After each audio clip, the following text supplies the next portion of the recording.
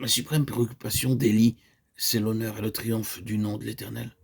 À cet égard, la scène du Carmel représente certainement le point culminant de son témoignage. C'est dans les heures critiques que se révèlent les vraies dispositions du cœur. Élie nous apparaît ici dans une lumière qui ne laisse subsister aucun doute sur sa véritable attitude intérieure. Sa personne, sa réputation, sa vie, il les compromet là au suprême degré. Tout est perdu pour lui si Dieu n'intervient pas. Sa jalousie pour la cause de Dieu est telle qu'il n'hésite pas à courir tous les risques pour sauver de l'opprobre le nom sacré. Dieu a été publiquement déshonoré par la nation, et s'il ne s'est pas saisi de cette occasion pour restaurer un témoignage à sa souveraineté, c'en est fait de son serviteur.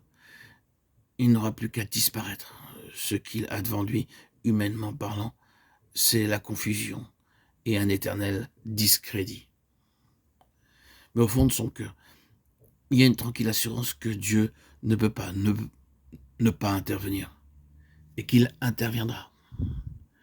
C'est cette vérité-là que Dieu cherche aujourd'hui. Non pas la présomption qui nous jette dans de simples aventures où nous ne récolterions rien d'autre qu'une verge pour notre orgueil, mais la foi qui est le fruit d'une sainte jalousie pour l'honneur de Dieu. À 28 siècles de distance, le problème de la souveraineté de Dieu reste le même. Le témoignage à lui rendre réclame le même courage et la même foi. Si nous faisons nôtre sa cause, si nous proclamons que Jésus-Christ est Seigneur, Dieu mettra à l'épreuve notre profession de foi. Toutes les puissances rivales nous jetteront leurs défis et nous acculeront dans nos derniers retranchements.